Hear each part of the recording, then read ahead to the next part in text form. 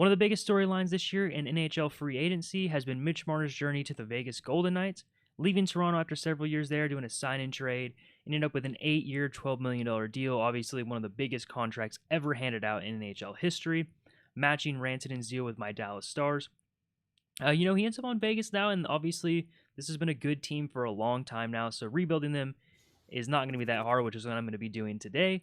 But they do have some interesting holes. They have some interesting storylines. One of those being Pietrangelo's sudden pseudo-retirement from the NHL, dealing with some severe injuries. We'll see if he ever makes it back, but I went ahead and pushed him down, pushed him away from the team on the game. So that does kind of leave a weird hole. They still have a pretty good defense core, but, shipping out Nick Hague, losing Pietrangelo, there's some holes there and definitely could be better on the second and third lines. And I think they will need to be better in real life as well if they're going to want to make a push for a championship. So it'd be interesting to see what they do in real life, but we're going to try and fix that in the game. And they have some issues with depth, and they're going to have issues with depth moving forward in real life as well with the big contracts they have. Not only Mitch Marner's huge deal, but Jack Eichel's coming up on an extension as well. Very similar situations to my Dallas Stars, signing Rantanen's huge deal, getting him from the Hurricanes. And then they have Jason Robertson coming up in the offseason, needing a deal as well. So both of these teams are going to have to deal with that. We're going to have to deal with that in the game. So that's going to be the big challenge this time of this rebuild. It's a little bit different than my series, Rebuilding the New York Islanders, which if you haven't checked that out, I got 4 parts up on my channel right now. You can catch that rebuild with Matthew Schaefer and Cole Eiserman. But this is going to be a different type of rebuild. It's going to be trying to maintain this championship level with huge contracts coming in and filling some holes as guys age. William Karlsson is 32 years old. He's regressing in the game. Mark Stone is 33 years old. He's going to start regressing in the game. And they just have a lack of youth coming up in their system. So we're going to go ahead and go through the lineup. We're going to go through both offense, defense, and goalies, check it out, see what we're setting up with, and then we're going to get this underway for year number 1. And right away, the first thing that jumps out to you is Marner and Eichel on this first line with Barbashev. One of the best first lines in hockey. 2 playmakers and a 2-way forward on the first line is a bit strange. Barbashev's also only a second line forward on his role, but, they can make it work. They're obviously going to make it work in real life. Eichel is a premier player. Marner is also one of the best players in the game. On the second line, Mark Stone, William Karlsson, in real life, maybe a little bit better than an 83 overall, but he is regressing in the game. He's 32 years old. Dorofeev is somebody I might move up to the first line even starting in this first year. Being a sniper, playing alongside 2 playmakers in Eichel and Marner. Now these guys, they're not necessarily pure playmakers. These are 2 guys that can definitely still put the puck in the net. But they are playmakers in terms of their skill sets in the game. So it might be nice to have a sniper up there with them, but he is still young, 24 years old, can play left and right wing. So this is a guy I think is going to be huge for the rebuild moving forward. One of their good young players. They don't have a lot of them. This is a bit of a dry prospect pool. Keegan Colasar, he's a grinder on the left side. Probably needs a bit of an upgrade on the left wing side for the team. Tomas Hertl is a great third-line center in real life, but in the game with William Karlsson, regressing a little bit, he probably fits better on our second line, centering Stone and Dorofeev. Riley Smith on the right-hand side of the third line as well, so a pretty decent, 1-2-3 combo here with the lines. Brendan Saad, Colton Sissons, and Alexander Holtz on the bottom line. Holtz is a guy that I really do want to develop. He is a sniper. I think he has some skill. I think he's still young, obviously, at only 23 years old. So I'd like to develop him in the game, and I think in real life he also has a chance to develop pretty well on this Golden Knights team if he gets regular playing time, which he might not, just depending on how the lineup shakes out. But I do like the 4 group overall. I'm just going to be honest. I hate Mark Stone. Being a Stars fan, you can figure out why on your own time. But somebody that I obviously don't like, but he's good in the game. I'll keep him around. But Marner, Eichel are obviously the 2 premier players on this team, both at 28 years old. Taking a look at defense, that second line defense is where the weakness is. Theodore and Hannafin on the first line is obviously very good, an 87 and an 89.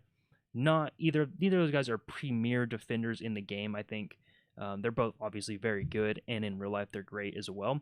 But losing Pietrangelo definitely, sucks some of that middle defense out for them. Jeremy Lauzon and Caden Korzak on the bottom pairing. Korzak obviously is very young as well. I'd like to develop him. He's a big fella, 6'3", 200 pounds. So I'd like to get him rolling. Lazon is also very big, 6'3", 225. So these are two big guys on the third pairing. And in net, we have Aiden Hill, 84 overall, 29 years old, backed up by Akira Schmid, 82 overall in the game. He's 25 years old, so he is up and coming still. He does have starter potential, so potentially this is a guy that could replace Aiden Hill relatively soon. Hill is 29, is only an 84, so he's not, one of the top goalies in the league in the game.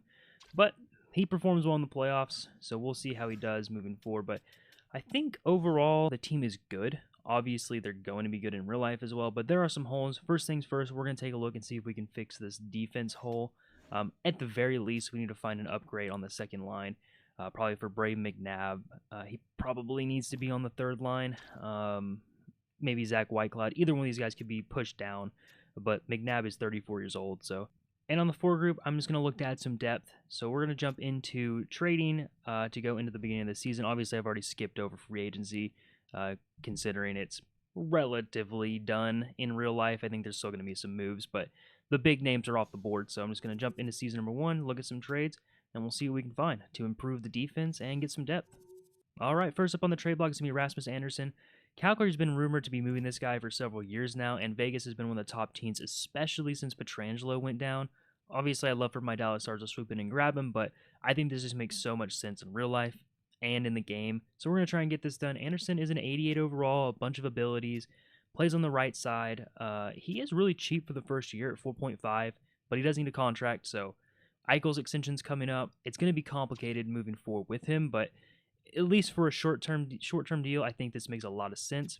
Moving over William Karlsson, he's just regressing in the game, and he's been on the trade block in real life. He's been rumored to be on the move as well, especially now that they have Marner making so much money. But at $5 million, he's just a little too expensive moving forward, and a first-round pick and a couple late-round picks to try and get this deal over the finish line. So we'll send this over, and we'll see what they say. And they aren't quite there yet, so I'm going to go ahead and change that to a second-round pick. Obviously, a first, a second, and Karlsson's a big price to pay for a guy who potentially could be a rental for us. We're going to try and make that not happen, but I do think this is a guy that just really makes sense and can fix a big need on defense for us. So we're going to send that over. They're not quite there yet, so we're going to have to give up a little bit more. We're getting to a territory where I'm not comfortable making this deal. They're not quite there yet, so I'm going to throw in a third-round pick. This is pretty much the most I'd be willing to give up for a guy that potentially could be a rental for us, needing a contract next year. So we'll send this over, see what they say, and see if we can get this across the finish line. They're not quite there.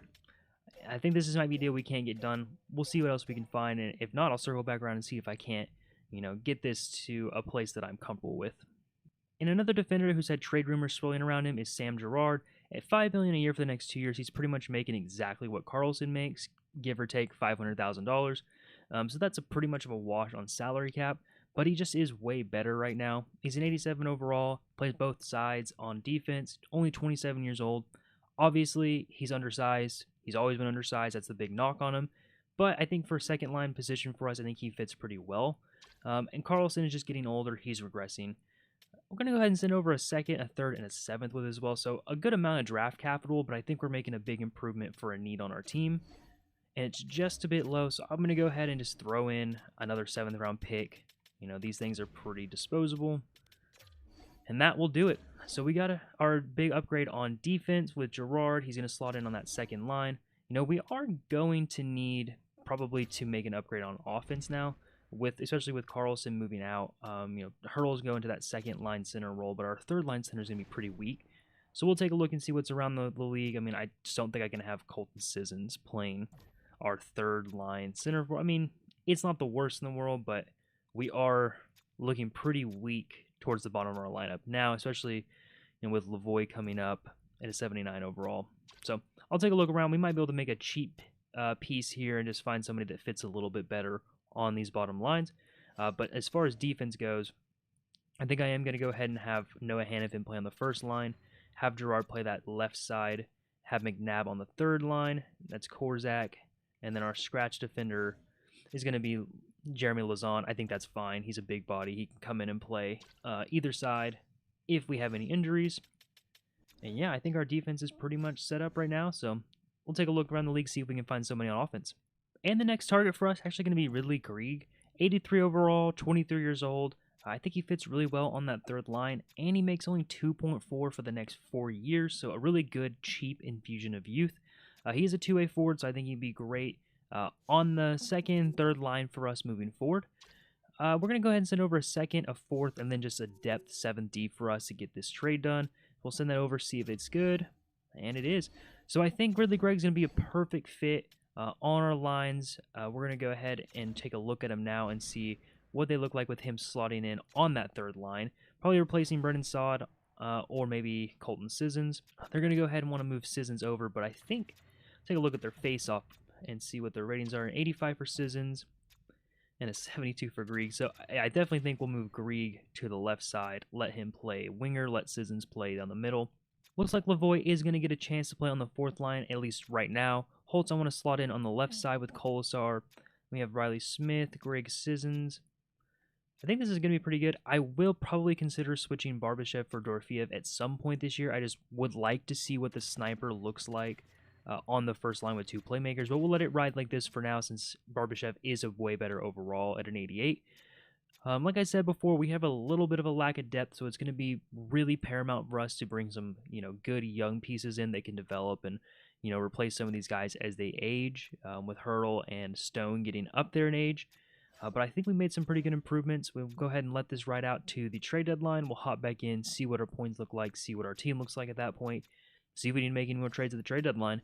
Right before the trade deadline, and this team has had a rough go of it for this year. We've had a lot of injuries. We've had some big guys go down. Eichel, Hannafin, Marner, Aiden Hill's currently injured. Mark Stone was injured for a little bit. So a lot of big guys went down, and it's really led us to a really mediocre season. Right at 500, 29, 28, and 5. That's second last in the division. We're not too far of a playoff spot, though. Only 7 points out of catching the Flames in the first wildcard spot. So I think, we're not completely out of it. We definitely could make some changes here on the deadline and make a run and make it to the playoffs. But overall, just a really tough season so far in year number 1. I do want to look at the contracts and see if Eichel is ready to look at his extension. He does want an extension with this good. 11.8 is not the worst thing I was thinking. 11.8 over 7 years with no clauses. We might even be able to get this a little bit down if we had some trade clauses in. So we might take a look at a negotiation on that. And we'll look at Holtz. I can't imagine he wants very much. Yeah, and let's see how many. He does have 2 more RFA years, so I'd like to get both of those under this one contract. So I have a little bit of wiggle room in the future. So maybe 1.1 over 2 years. I think Holtz can develop for us, and he's going to be back, so a good extension there. Brendan Saad is probably somebody I don't want to look at until the end of the year as well. Yeah, 1.6. We won't have a ton of cap space next year, especially with this Eichel deal coming into effect, so we might have to make some tough choices on guys, like Barbashev at 4.5, Gerard at 5. They have a lot of no trade clauses, no move clauses, actually, on this team. Stone is a big guy on here as well at 8, so we might have to make some tough choices later on in the future, but for right now I'm just going to go ahead and get into this Eichel negotiation and see if we can get a good deal for him. This is what the extension for Eichel is going to look like. 10.8, 7 years of full no move clause. That's a whole million less than what he's asking for, and I think 11.8 for 95 overall is already pretty good. So he seemed pretty interested in the negotiations. We're going to go ahead and send that over. He'll discuss it. I'm sure after the trade deadline is when we get our answer, and hopefully we can lock him up. I think at 10.8 it's a great number for him. So that'll be just under Marner. Stone will be at 8. So we do have some extension contracts on this team for sure. But with the cap going up, hopefully in the next year or so, we can create a little wiggle room for ourselves to get guys like Dorofeev and guys like Jeremy Lazon is probably somebody I want to bring back. Holtz is already extended. So, Dorofeev's the big one after Eichel. So hopefully we can get all these guys signed. We can get everybody rolling. And I do think this is a good team. We'll take a look at the trade deadline. There might be some moves we make to get a little bit cheaper in the future while not jeopardizing this year. Like I said, we're only 7 points out. We definitely still can make the playoffs. We just have to push hard. The big thing looking at our stats right now, we're 30th in goals against. So our goaltending and our defense has not been good enough, and that's probably mostly goaltending. Aiden Hill's been hurt, but he also probably just hasn't been very good. Looking at the skater stats, 62 points in 60 games for Eichel is pretty good. 31 goals, 31 assists. Stone at 59, Martyr at 57, Barbashev at 46, but what I'm noticing is the minus 11, minus 16, minus 9 for that first line. They just aren't meshing very well. So it might be time to make that switch. Now I'm looking down for Dorofeev, and he is only at 27 points. He does have 16 goals, but only 11 assists. He's not really clicking on the second line either with only 27 points. Does it warrant a promotion? Probably not. But I think we got to do something on our 4 lines to switch it up. So I think it's time to make the Barbashev-Dorofeev switch and see if that can trigger anything for this team. In terms of defensemen, Theodore at 37, Girard at 28. Those aren't terrible numbers, but I'd like a little bit more point production out of these guys, especially Theodore and Girard, since they are our power play guys and Girard's our offensive defenseman. Holtz is having an okay year at 15 points, 8 goals, 7 assists, but really nobody's tearing it up on this team, and that first line seems to be getting caved in a little bit. So I think it's time to make that switch. We'll take a look at our goalies. Aiden Hill has put up a 902 and a 328, so a lot of goals allowed, a 379 for a backup. There's a lot of goals getting allowed, so we definitely need to take a look at that. Aiden Hill, like I said, he has been hurt. He's only an 84. But 23 wins, 20 losses for him. Just not very good this year, especially on goals against. That's a lot of goals to let up. So we'll take a look at maybe a potential goalie swap. Going in. I'm not sure what his salary is.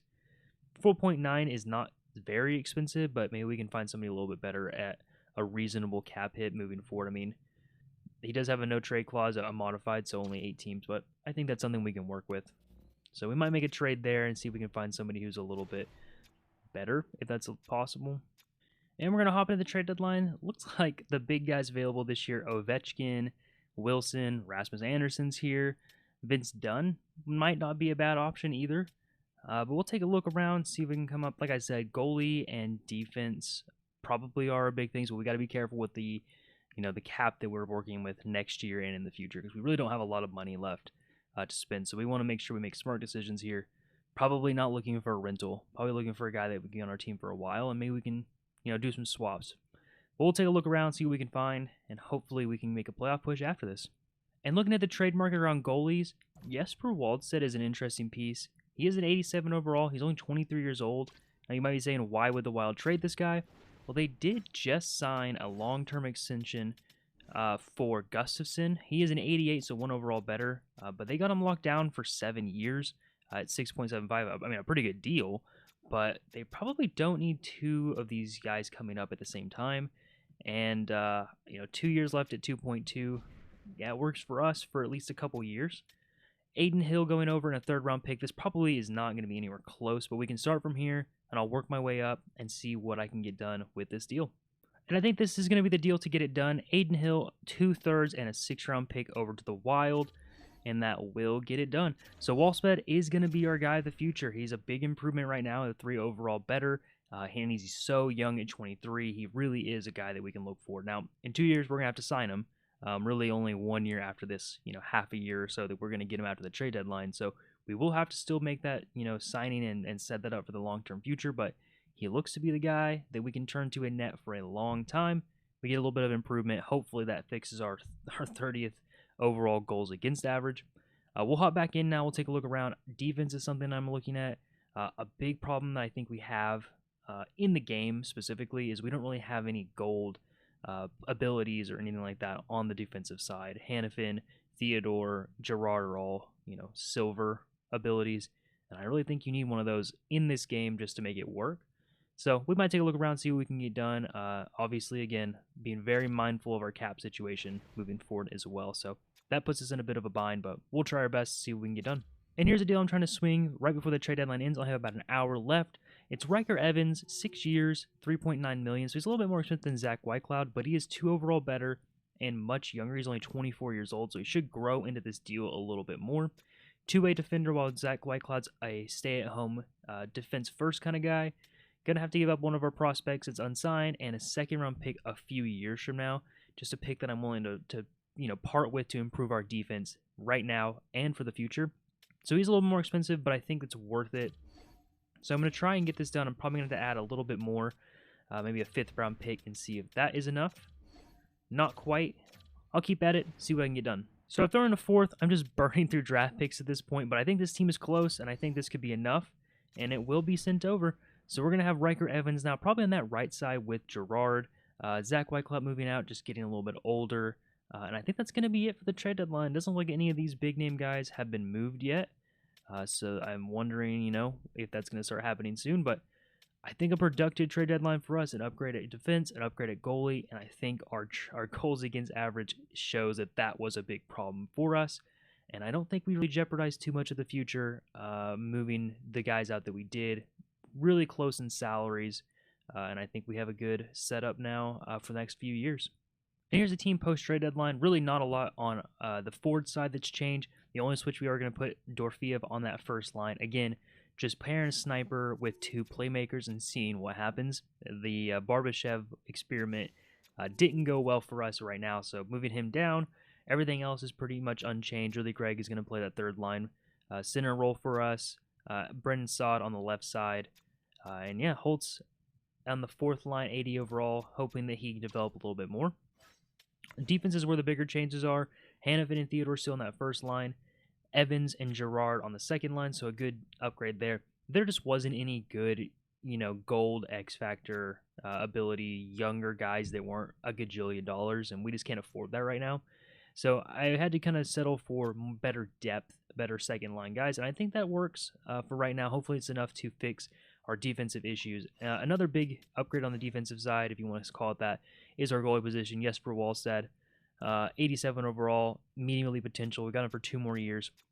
23 years old. He's so young, and he's going to be our starter. So we have a goalie tandem for the future that I think potentially could be very good, if not elite. So I think that is going to be it. We're going to go ahead and roll out for the rest of the year, see if we can make a playoff push. Again, we're only 7 points back, so it's not out of the question. We just have to have a really good run for the last part of the year. A little bit of housekeeping. Eichel did end up accepting our offer. He said he was a little iffy on the years, but I gave him exactly what he wanted at 7 years. But whatever, he signed it. 10.8 is a really good number for a 95 overall, and that's less than Marner's going to make. So I think that's a really great deal for us, especially moving forward. It gives us a little bit more flexibility, but that is a great addition. And the regular season has wrapped up, and we did not have the second half that we needed to. We actually ended up 36, 40, and 6, so a worse second after the trade deadline than we were before. We'll take a look at our points leaders and see where everything went wrong. Jack Eichel had 82 points in 80 games, so a little bit over a point per game. Mitch Marner at 77, Mark Stone at 68. Barbashev ended up with 58. Smith ended up with 53. I mean, a really good year out of Riley Smith, 53 points. Grieg with 51, not a bad year out of him either. Tomas Hertl with 49. Shea Theodore at 42. I don't think that's too bad of a year out of defenseman either. A little bit over half a point a game. Dorfiev with 38. Would have liked a little bit more out of him overall. Gerard with 35 points. He was our offensive defenseman. He was leading power play 1, so that's a little bit lower than I'd like to see. Holtz with a okay rookie year. Really not great, but he was playing on the fourth line for us. 19 points in 82 games. I think the big story here, obviously, is our injury situation. They didn't end up missing a ton of games overall. Eichel missed a couple. Marner only missed 1. Theodore missed a handful.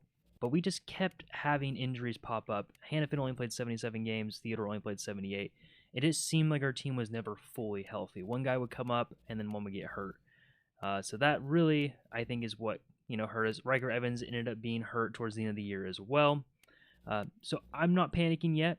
I think we still have a good team. We'll take a look at our goalie stats, see what Wallstead ended up with. He ended up with a 930 and a 217, so much, much better. Just we weren't getting the wins like we should have. So I think our overall team stats are not good, especially on the defensive side. But I don't think this is a bad team. It just had a rough year with injuries and everything like that, so not a great first year. Let's take a look at the entire league now, as I hit the wrong button, and see what the league leaders for the regular season were. In terms of point, Nikita Kucherov put up 130 points, put up 70 goals on the year, so a huge year out of Kucherov. Kyle Connor with an insane year at 121. A lot of guys with a lot of points in this first season. A bunch of guys with over 100 points. And we didn't have a single one. But just looking at the leaders, going back up to the top here. McKinnon at 119. Braden Point at 119. Kachuk at 118. A lot of really good years across the board. In terms of goals, Kucherov obviously was 70, but Ovechkin at 40 years old put up 62 goals. He had 105 points at 40 years old. That is just straight up ridiculous. Kyle Connor had 60, McKinnon had 59, so really high scoring all across the board this year. Rantanen with 48 and 91 points. In terms of goalies, we'll take a look at the entire league. Vasilevsky is going to lead the league with 45 wins, a 911, a 269 is an okay year, nothing too crazy. Gustafsson with a 916 and 270. Bobrovsky put up 39 wins at 37, but only an 897, so the Panthers were outscoring their problems, it seems like. Markstrom with a 914, put up 38 wins. Same with Blackwood at 38 with a 912. Really nothing too surprising here. Doesn't look like anybody had a terrific year. Montembeault put up a 914. That's an okay year as well, but so overall for the league, it looks like scoring was up and goalies had a rough year, including our goalie, Aiden Hill. I'm sure he was towards the bottom of that starter save percentage. But that is the stats for the league. We'll go ahead and send the playoffs, see who the winner is, take a look at the awards in the year. But again, I'm not panicking right now. Just the first year, we had a bit of an injury issue. We should be able to turn around. I think we're in a good spot. Our contracts are looking okay for the big name guys that we have on our team. So we'll run it back next year with pretty much the same team and see if we can get a different result. But yeah, I'll go ahead and send the rest of the playoffs. And at the end of the playoffs, the Winnipeg Jets are your Stanley Cup champions. An interesting playoff tree is we have the Buffalo Sabres getting to the conference finals. Probably the most playoff success they've had in a long time. The Seattle Kraken on the other side, also most playoff success they've had, probably ever. But a good year for the Winnipeg Jets. They get it done in the Stanley Cup. We'll take a look at the awards and the playoff stats as we go into the end of this year. Leading the playoffs in points was Mark Scheifele, put up 16 goals, 14 assists for 30 points in 22 games. Kyle Connor had a great playoffs run as well, 30 points in 22 games, ties his buddy in Scheifele. Kucherov put up 28 points in 23 games, 15 goals and 13 assists for Kucherov. Sebastian Aho had a good playoffs, 26 points in only 12 games, over 2 points per game. He did have almost a 30% shooting percentage, so Aho was going crazy these playoffs, but they only ended up getting 12 games out of him. Velarde had a really good playoffs as well, 26 points in 22 games, over a point per game. A lot of guys up here had a really good playoffs. Ehlers for the Hurricanes in his first year had a ridiculous playoff as well, 23 points in 12 games. So a lot of guys put up really good numbers in terms of scoring in the playoffs. And we'll take a look at the goalies now. Seems like they were a little bit shell-shocked, but Hellebuck was not. 16 wins, a 928, and a 225. Those are pretty good numbers. Vasilevsky, 900, a 303. Decor with a 907, so a really good year out of Joey Decor as he comes along in his development really well. Freddie Anderson, a 914 and a 276. And Bobrovsky put up a 922. Those are really the notable guys. It looks like Hellebuck had the best of the playoffs in terms of goalies. We'll take a look at the league awards now and see who won the individual awards. It's going to be Kucherov with the Art Ross as well as the Hart Memorial Trophy. James Norris is going to go to Adam Fox. Lady Byng is going to go to Braden Point. The Calder is going to go to Wenvig with the Utah Hockey Club. Conn Smythe is going to go to Kyle Connor. He ends up edging out his buddy Mark Scheifele. Vezina Trophy is going to go to Andre Vasilevsky. The Jenny is going to go to Gustafsson. Bill Masterton to Parayko. Jack Adams to Dean Evison. And the Selke goes to Crosby. Ted Lindsay goes to Kucherov, as well as the Rocket Rashad. So a big year for Kucherov, racking up 4 individual awards. And now we're going to go ahead and sim to the draft. We don't have a lot of draft picks. We traded a lot away to make the team a little bit better, so I'm really not expecting to do much in the draft. But we'll go ahead and take a look at, what we can get done in the draft. If it's nothing remarkable, I'll just go ahead and skip past it, and we'll see you guys in the re-sign period. One of the first moves going into year number 2 I'm going to try and make is Pavel Dorofeyev. I waited a little bit longer than I should have probably after the trade deadline. He only wanted like $2.5 million. It's gone up to about $4 million after he had a pretty good year and went up in overall. Still only 25 years old, plays both left and the right wing, and I really see him as a first line option in the future for us if he can progress a little bit. I think he fits pretty well with Marner and with Eichel. I did negotiate the contract a little bit and get it down to a 3.85. It's still pretty high on his contract interest, and he has pretty high organizational interest, so we'll send that over. We'll see what he says in a couple days. And going through the rest of them, Riley Smith is a guy I think I'd like to bring back as well here in the re-sign period. 3.75 is not terrible for an 85 overall, but he is getting older. I imagine he's going to decline relatively soon. So I'm going to try and bump this down and see if maybe we can get him at a 3.5.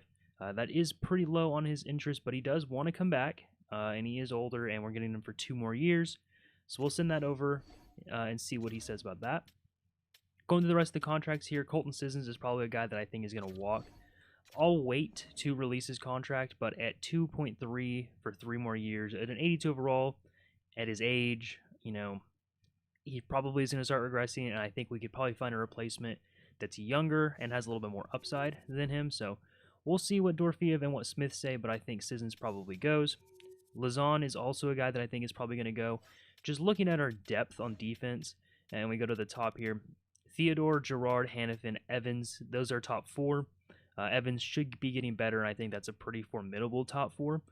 McNabb and Korzak are probably going to be our bottom pair defensemen for a little bit. Korzak, is also getting better, so there's a chance that he jumps up in a couple years or so, and he's signed to a pretty good deal. And then we have our 7th D, and it's either Lazan or Cormier. I think Cormier is just probably better for us right now. He's cheaper than what Lazan is going to want at 2.1. Not significantly cheaper, but every cent's going to count in this rebuild. And I think he's just projects better for the future for us at 24 years old. So even though he does want a contract, I think he's going to walk. I just don't want to pay 2.7D right now. And Hutton is 33 years old. I probably won't bring him back either. And just some younger guys in our depth. So I think Lazan is probably going to go. So both pieces they got back from that Nick Hague trade, Sissons and Lazan, are probably going to be gone for me after the first year of the rebuild. Brendan Saad, 78 overall, 33 years old. He's just getting older. He also, is super cheap. So maybe, again, we bring him back, but I think we could probably find somebody a little bit better for the depth in free agency.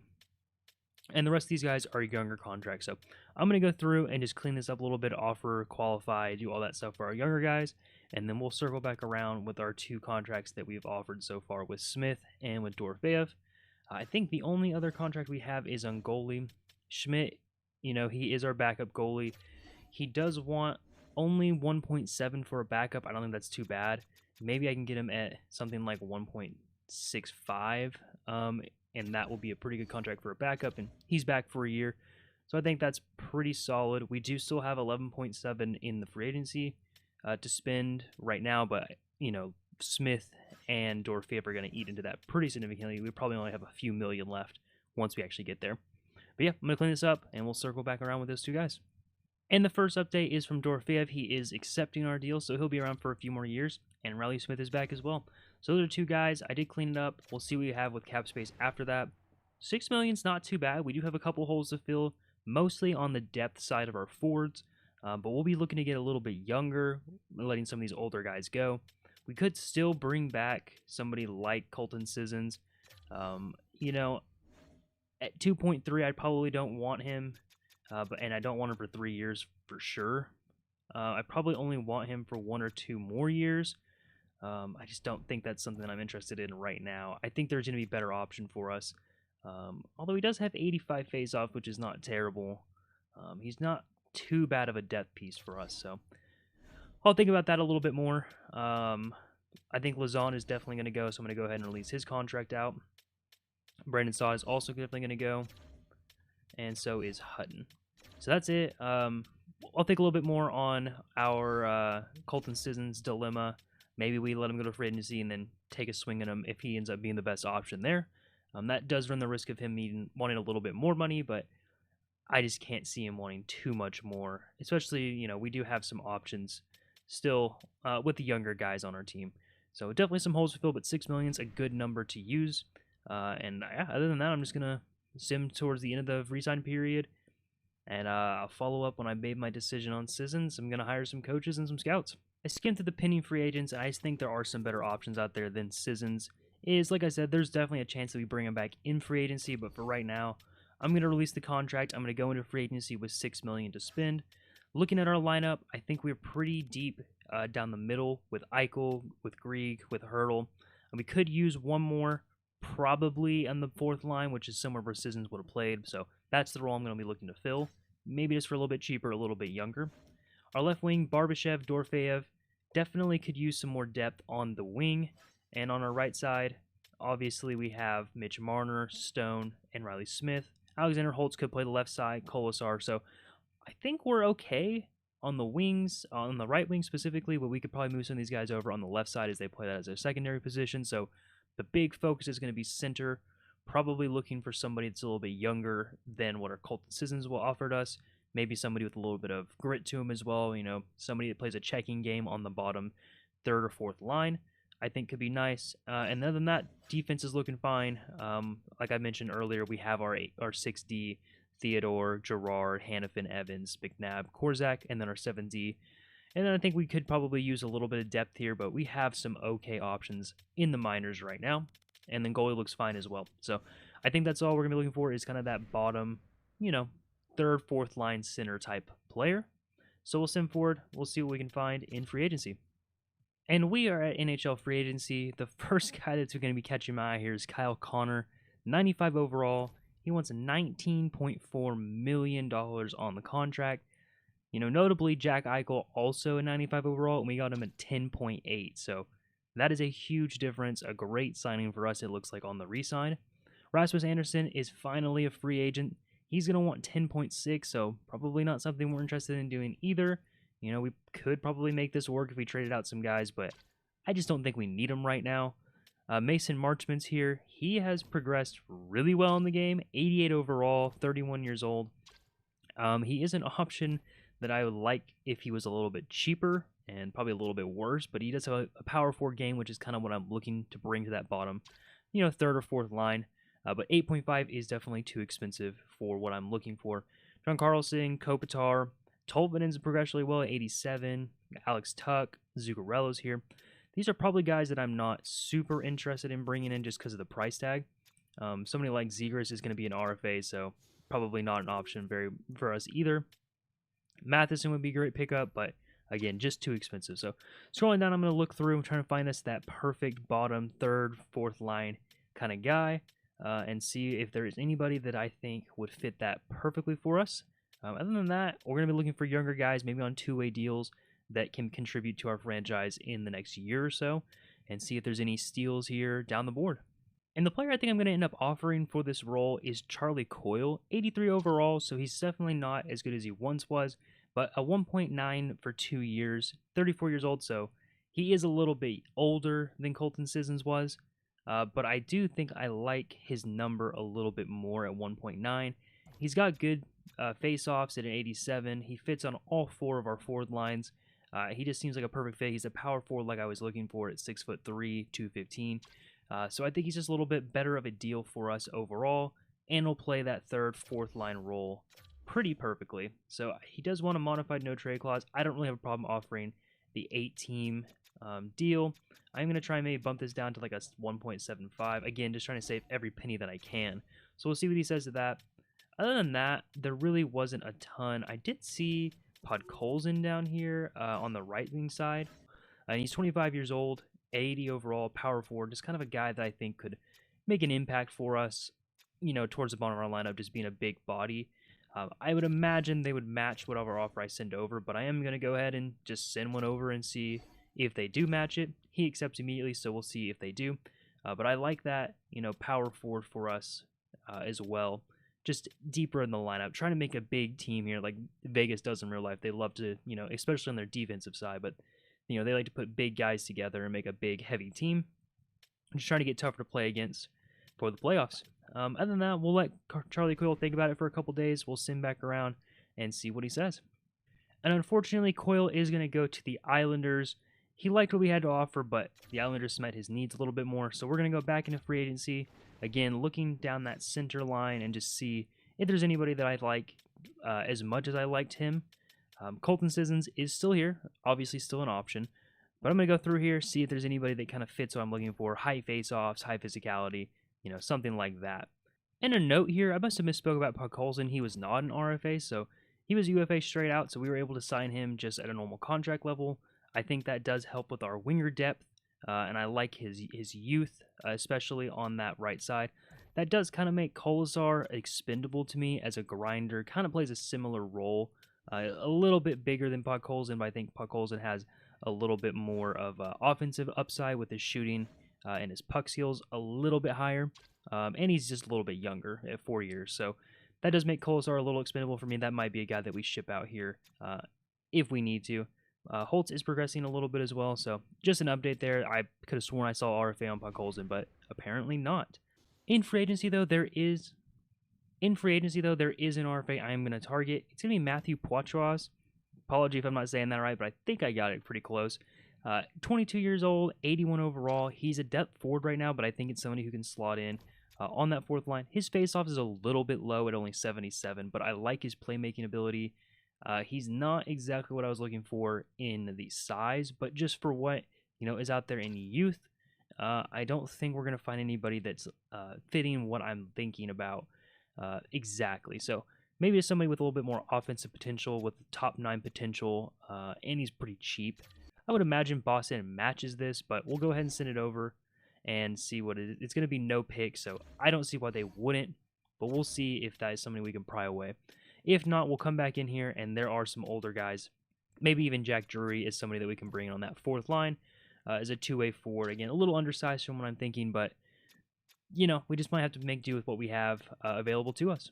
And Poitras did accept our offer, so it's just all about seeing if the Bruins are going to match now. We're not going to be trading for Rust. He's a little too expensive at $5 million. I think we're just going to go ahead and sim out a couple more days and see what the Bruins say, and hopefully we can pry this guy away. And we could not. They ended up matching it, so that's kind of what I was expecting. We'll hop back in for the third time and see if I can fill this role that I've been searching for now for several days in the game. And when I was looking for size and face-offs, Stinlin just screams that to me. 6'5", 90 face-off percentage. He's a grinder. He's perfect for the fourth line. I was kind of hoping for somebody younger, but I think he's just going to be too good of a fit for us to pass up. I am going to try and bump this down maybe to a 1.5 and see if he's into that. Doesn't look like there's a ton of competition for these guys down here, so if we miss out on him, we'll come back around and see if we can figure out something else. And Stinlin is aboard, so another huge body at the bottom of our lineup. I think that is good. So I think right now that pretty much fills out what I was looking for. I'm going to go look at two-way players. We do still have $4 million in cap space, so if any of these guys, they're coming down, like Palmieri, Vander Kane, if they are accepting of, 1-year deals, I might pull the trigger and just upgrade the top of our lineup or the middle of our lineup a little bit more. Cole Perfetti is a guy I like, but he's an RFA, and we just don't have the compensation for that right now. Could bring in somebody like Patrick Kane. That would be a fun addition to the team, but we'll see where the money falls. If I end up feeling like that's something we need to do, then I will pull the trigger. If not, then we will go ahead and sim forward and see what our lineup looks like on opening night. A little bit of housekeeping before the season starts. As much as I don't like Mark Stone, 6.9 for a 90 overall, even though he probably will start coming down, is just a really good deal for us. I'm going to go ahead and send that over. I think that's just too good to pass up, especially for somebody playing on our second line at a 90 overall. So he takes a pay cut next year by about $2 million, and that's going to save us some money. Also, no trade clause on that deal, so if I do need to ship him out, he'll be gone. I already don't like him. So I think that's it. Like I said, we do have $4 million in cap space. I'm going to sim forward a couple days, and if any of these guys that we're looking at on the free agency class really start falling and nobody's offering them, I might swoop in and snag one, especially on the left side. We're a little bit weak over there. We do have a lot of right wingers that can swing over, like Smith or Holtz, but if we can pick up a pretty good player for cheap for the year, we're pushing for a playoff run. I don't see why we wouldn't do that. One more re-signing before we sim forward, though. I was looking at Wallsted's contract. He wants 9.9 over 4 years, but with a modified no trades clause at the end, I think we can get him for a little bit cheaper than that. Maybe something like even like 9.25. I think that's a really good deal for an 87 overall medium elite potential goalie at only 23 years old. So I'm going to go ahead and send that over. I think if we can get him under 10 million a year, I think that's a steal for that young of a goalie and somebody who's that good already. So let's advance a couple days and see what he says about that contract. I know we've been pushing for that opening night, but just a couple of really good contracts now, so Wallsted's going to come back. I think those are two really good signings. I think we're in a good spot now moving forward with our cap space, even with somebody like Marner and Eichel making that much money now. And Kane is still here. Evander Kane, that is. Patrick Kane's also here. Both of those guys are enticing to me, really enticing. Just 85s overalls at like 2.9. Kane can play both sides as well. So Evander Kane might be somebody I bring in, play on that third line. Let's see if I can get him a little bit cheaper, maybe at like 2.7. Even cheaper than that. Whatever, 2.5, nobody's offering him anyway, so maybe that is good enough to get him in. And that's just bolstering our lineup a little bit more. And Kane said no, that's fine. I might jump back in, see if Patrick Kane is still available on the right side.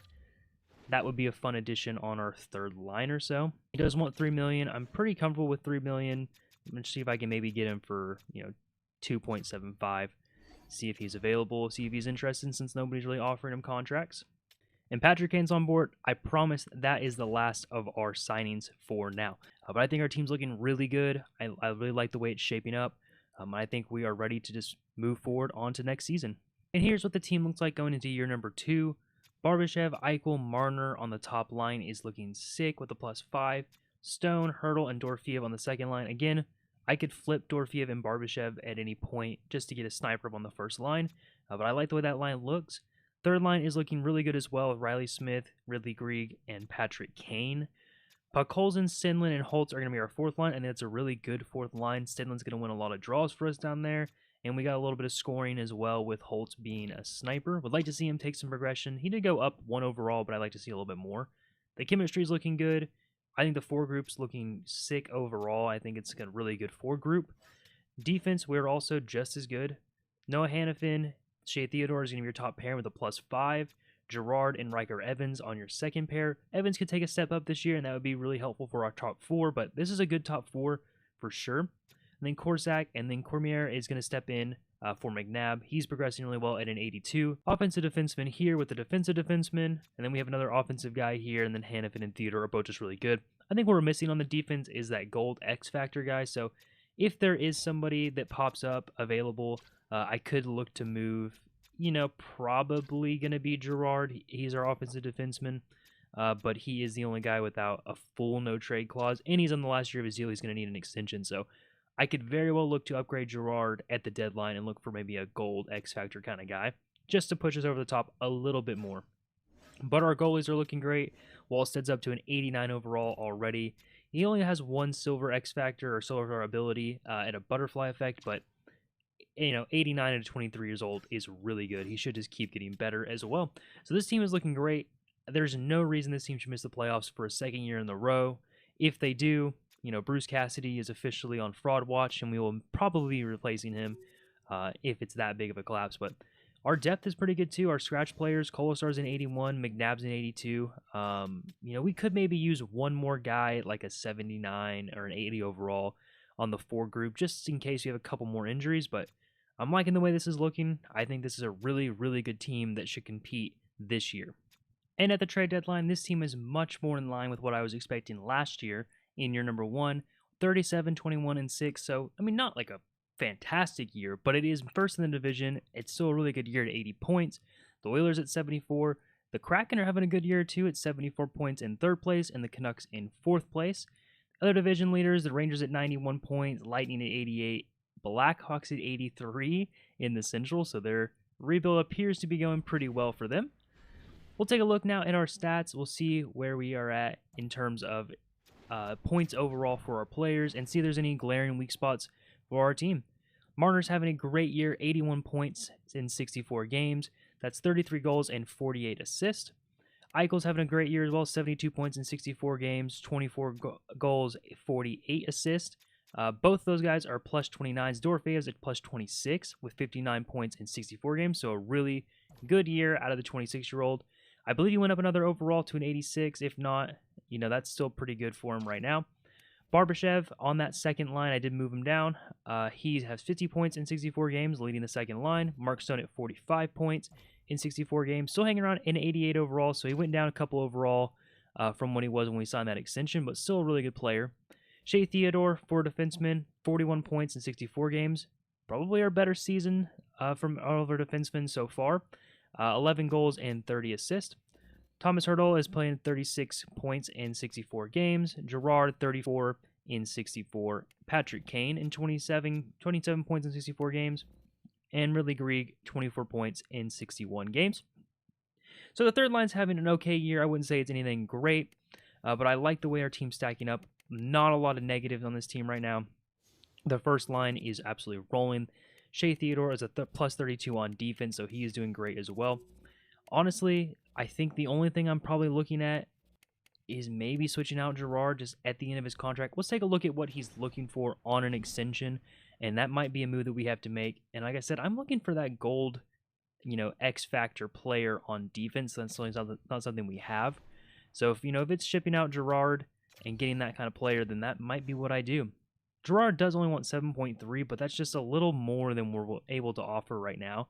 It's not impossible to get that next year. The cap's going to go up. We could move out a couple lower value players, and a couple guys are going to clear the books as well. But I think the big question is, can I find somebody that is possible to get, that is cheaper than this, and that is a gold extra? It's going to be hard to find, and obviously I have to trade for them as well, so I have to have the ammunition to do that. So it's going to be a tough find. We might just end up coming back to this after the trade deadline is over and extending him. So we'll see if I can find anybody. Other than that, though, I think our team is looking really well. Wallstedt's got 21 wins, save percentage of 912, 2.51 on the goals allowed. So that's a good year. Overall, the team's playing pretty well. Like I said, I'll look for a defenseman upgrade, and maybe if there's anybody that's available that's just screaming at me, then we'll do that. And here's a trade I'm going to try and put together for that upgrade on defense. It's going to be Kevin Korchinski. Just at 4.4 for the next 3 years, that is insanely cheap for a player of this caliber. He's an 88 overall already at 22 years old. Medium elite potential is also really good. He's an offensive defenseman just like Girard is. He's a little bit bigger at 6'1". I just really like the way he looks. He's got a couple superstar abilities, and that low salary, while it's only a few million dollars lower than what Girard wants, I think it keeps a little more competitive on the salary cap for the next couple years. It's going to be a big deal. Girard, a first, a second, and a sixth. Obviously, that's a lot to give up, but Korchinski is one of the best young defensemen, and they are going to accept that. So that's a big upgrade, especially for the future of our team, but I think it's also an upgrade now. Girard's an 87, Korchinski's an 88. And a little bit younger. I'm going to go back in now and to see if there's any more upgrades to be had. Obviously, I don't want to spend a ton of money in the future, but if there's somebody that's on a one-year deal that I can maybe get some retention on and isn't outrageous, then I might look to do that and just get us a little bit of an upgrade. Again, probably looking at defense. Riker Evans is good. He's pretty good for a second-line defender, but he's not great, and I could use a bit of an upgrade there as well. So I'm going to take a look around, see what's available, see what we got on the board, and see if there's any more deals to be made. And another upgrade as the trade deadline runs down, we have Jared Spurgeon, just an upgrade on the right-hand side. Riker Evans is good. He's just not quite good enough for a championship caliber defense. 86 overall for Spurgeon. We're going to send over a 5, a 3, and another 5 later on just to get this done. They are retaining 25%. They're not quite there yet. I'm just going to throw in a 7th round pick and see if that gets over the finish line as we're getting close. And it will. So Spurgeon's going to come over. I think another big upgrade for our defense. Obviously a pure rental at 37. But that's going to do it for the rest of the deadline. We'll take a look at our team now and take a look at the lines, see where we stack up. I think our defense made a big improvement. And I think we're ready to push in the playoffs, see if we can get the Stanley Cup. And this is what our team's going to look like after the trade deadline. The forward lines are relatively unchanged. You can see Dorofeev on the first line now, Barbashev on the second line. That's really the only big difference here. Defense is where the big change is. Korchinski is going to slot in on that first line with Theodore. Hannafin's going to drop down to the second line with Spurgeon, a really good second line. And Korzak's going to play with Riker Evans now on the left side, so a young third pairing of the defense side. But I love the way the defense looks. I think this is a really good top four. I think it's championship level. Obviously, we weren't able to bring in that gold X factor that I was looking for. But I think Korchinski can definitely get there. But I think just the depth and the overall, just how good the defense is pretty good. And obviously the forward lines are terrific with, 294s and high 80s throughout. So yeah, I think we are ready. We're a really good team. We're going to go ahead and sim out the rest of the year. We're going to see where we land at the end of the year. And we're at the end of the year now, 49, 26, and 7. So we ended up being 105 points on the year, which is a really good year. The Oilers were also at 105, but we had the tiebreaker, so we end up being first in the division. It looks like we're probably going to take on, it's like the Wild in the wild card, but we'll end up seeing where the actual matchups lie. Take a look at our points, take a look at the league's points, and see how everybody stacked up on the year. And Mitch Marner is going to lead our team in points 105 with 65 assists and 40 goals in 82 games played. He was a monster in year number 2, a plus 37 on the plus minus. Jack Eichel also plus 37, ended up with 92 points, 60 assists, 32 goals for him. A great year out of Jack Eichel. Dorofeev, 37 goals, 41 assists, 78 points, almost a point per game for him. Barbashev at 64 points. Stone at 59 points. Theodore at 52 points. Thomas Hertl at 50 points. Patrick Kane at 39. Looks like Spurgeon ended up with 28 points, so a pretty good pickup. Korchinski with 27 points. Hanifin with 24 points. So Theodore leads our defenders with 52 points and 14 goals. Who led our team in goals is going to be Marner with 40. Dorothy was right behind him, though, at 37, so a really good year out of our 26-year-old winger. Take a look at our goalie now and see what his stats look like. 32 wins, got a 914 and a 246. I mean, a pretty good year. It's nothing that's, outstanding, only 4 shutouts, but it was a pretty good year. Like Schmidt had a pretty good year for a backup. Only 17 wins and 11 losses, but 4 shutouts from him and another 914 and a 242. So, pretty good backup goalie year for him. Taking a look at the entire league, it looks like the Carolina Hurricanes are going to have a triple threat here at the top. Aho, Ehlers, and Svechnikov. Aho and Ehlers with 113, Svechnikov with 112. A really good year out of that trio. So those are the games loving that. I'm sure when I do the Carolina rebuild with Ehlers, it's not going to be the same results. But we do have 45 goals, 68 assists for 113 points for Aho, 44 goals, 69 assists, nice, and 113 points for Ehlers, 41 goals, 71 assists for Svechnikov. So a really good year out of Carolina. Barkov with 110, McDavid 106, Marner's right there with 105. Pasta, Draisaitl, and Crosby are the only guys over 100 points. Leading the league in goals this year was McKinnon. Only had 91 points, but 57 goals. Pasternak also had 57, and Matthews as well. So a lot of guys up at the top. Connor Bedard is here in 4th place with 56, so only 21 years old, already a 95 overall, putting up, 56 goals is ridiculous, almost 100 points as well. So a lot of goal scoring still, a good year out of, the Carolina obviously was leading it in points, but a good year overall, a lot of the 100 points scorers in the league. Looking at goalies, Shesterkin's going to take it with wins at 53 wins, a ridiculous season out of him. A 920 and a 236 is really good. Spencer Knight, he's also here on the Blackhawks now at 25 years old, already an 89 overall. So they have a pretty good tandem with Bedard and Knight, a goalie and a forward. He is going to have a 910 and a 262. Vasilevsky at 41 wins at 913. Markstrom only a 906 but got picked up 41 wins. And it looks like everybody else is pretty much in this 906 to 910 range. So yeah, a pretty okay year. I don't see anybody really blowing me away with save percentage besides Shesterkin had a really good year. In terms of shutouts, it's going to be Ottinger with 7, Markstrom with 5, a bunch of guys with 5s after that. So a decent year for goalies as well. A lot of point scorers, but still pretty good there. And yeah, I think that's going to be it. We're going to go ahead and roll forward now with the playoffs, see who we match up with, and see if we can make a deep run. And it is going to be the Wild in the first round. I already said in the first game it was a 3-2 loss. Go ahead and send the next 2, see if we can even up the series in game number 2. And we can't even it up in 2, but we do bring one back in game number 3. So we're going to try and sim this one out. Hopefully we can even this up to 2-2 and not go down 3-1 in the series to the Wild. And we can. We're in overtime. Go ahead and send this one game at a time. See if we can go ahead and take a 3-2 lead in game 5. And we lose, so we're going to go ahead and watch this game on the sim. We'll jump in and we'll take a look if it gets close or if we need to. So we're going to go ahead and get started here in the first period, and we'll see how the game goes. Big goal from Barbashev here with about 14 minutes left in the first period. Looks like that's going to come from pretty deep out on Gustafsson. Now we pick up a power play, and no goals so far on the power play. Nearing the end of the first period now, under 30 seconds, and that is going to be it. We're going to take a 1-0 lead into the second. Go ahead and get this started. Hopefully we can continue this momentum and we can take game number 6 and force a game number 7. Marner's going to pick up a power play goal on Gustafsson, looks like from the bottom of the right circle. So a big goal for Marner on the power play. Now under 15 minutes, looks like shots are pretty much even at 16-12. Taking a little bit of advantage now on 17-12 shots. And coming up here on the end of the second period, it looks like we're going to take a 2-0 lead into the third. Shots even up pretty much to 20-18. Here at the end of the second. We were up quite substantially about halfway through the second, so looks like the Wild got a little bit of momentum. Hopefully we can keep this shutout going throughout the third period and we can take home game 6. Another big power play for us, and it doesn't look like we're going to score on it. So we'll see what we can get done, hopefully. Now we have Minnesota on a power play.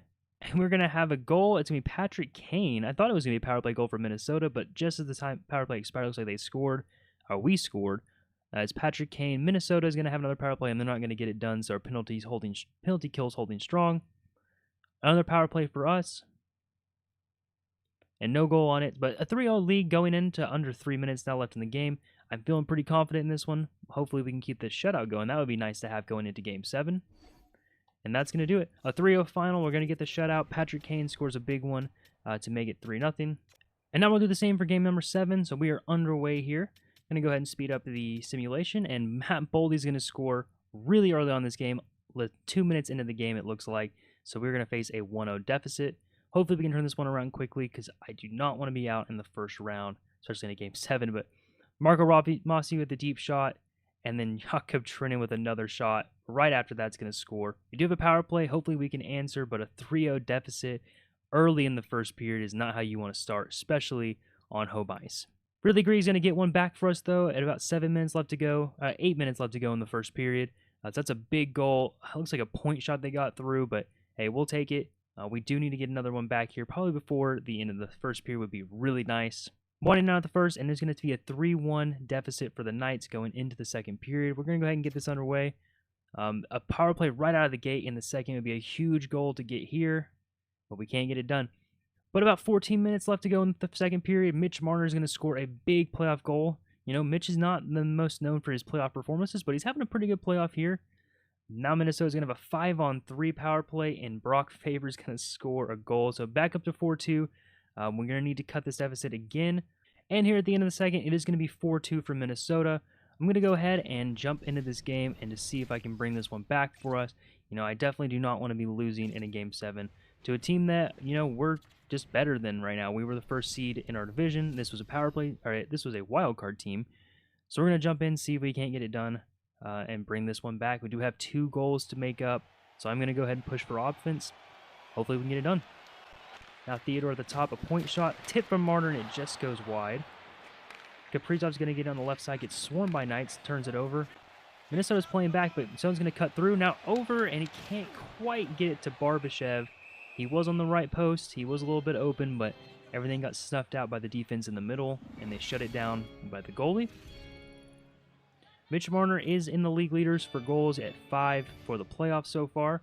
So a really good playoffs out of Marner, probably his best of his career. Tomas Hertl's going to turn it up ice. Try and swing it around the net, pass it back out to Hanifin. Hanifin's going to roll in and take a shot, but a big glove save by Gustafsson. Up to Eriksson Ek. Gets pinned up at the blue line. We're trying to apply a lot of pressure in the neutral zone to force turnovers. Here's Ridley Greig cutting in. Gets it over to Smith, and Smith's going to score a big goal. It's going to be cutting the deficit to 1. Riley Smith, right off the right post. It was a great pass by Ridley Greig. And yeah, that's going to be a big goal here late in the third period.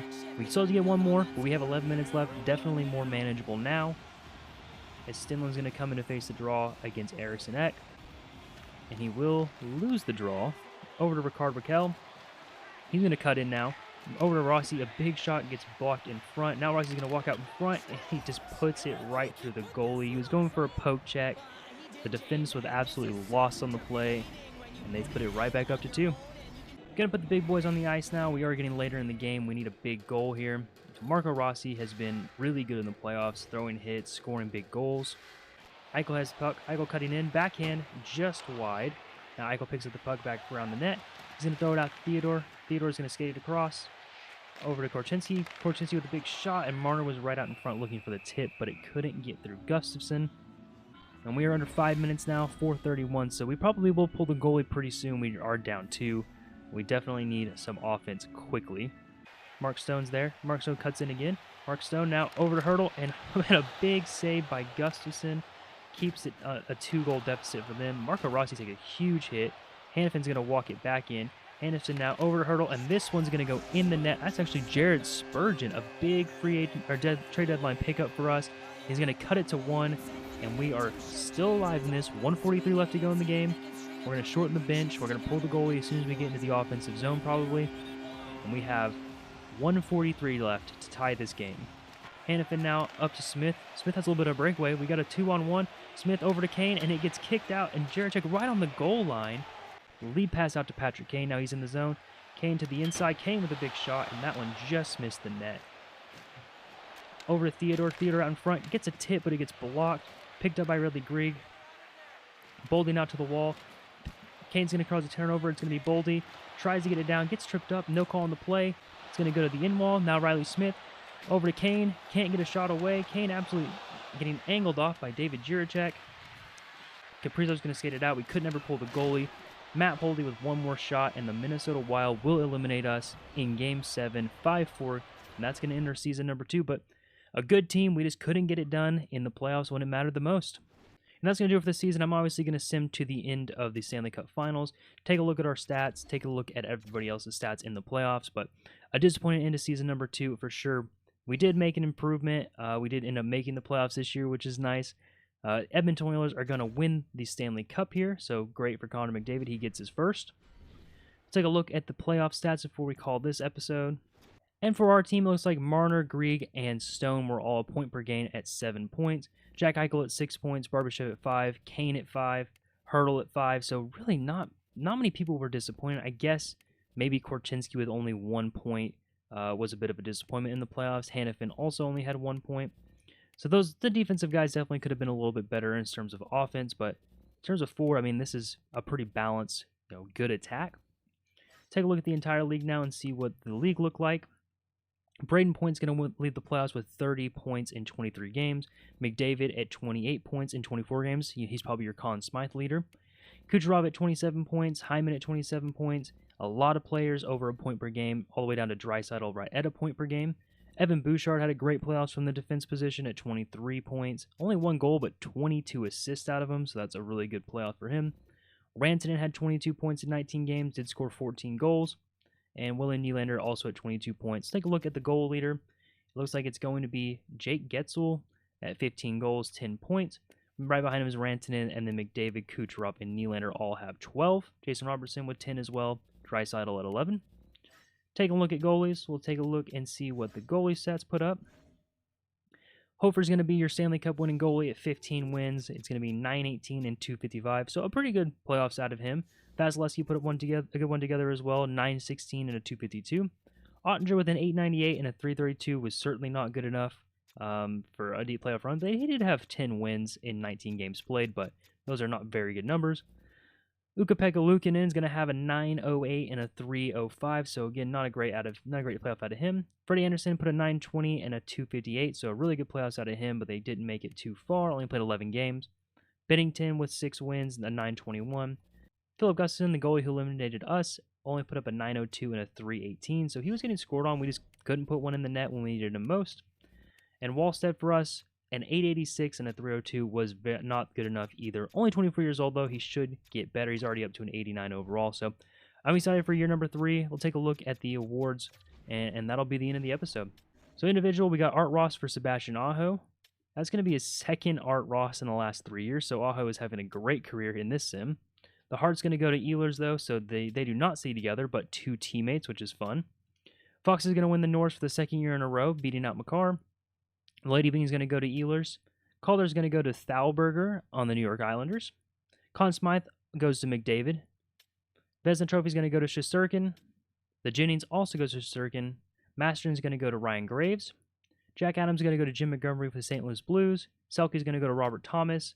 Ted Lindsay to Aho. And the Rocket Richard goes to Pasta. And that is going to do it on episode 1 of the series. Obviously, season number 2 didn't go like we planned, and season number 1 really didn't go like we planned.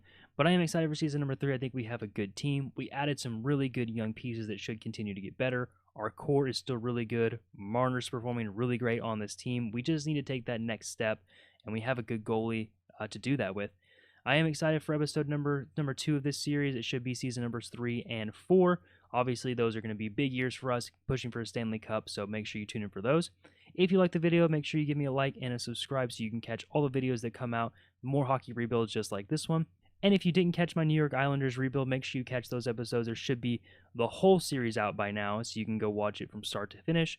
And again, make sure you like this video, make sure you subscribe. I really appreciate all the support, and I'll catch you again for part 2.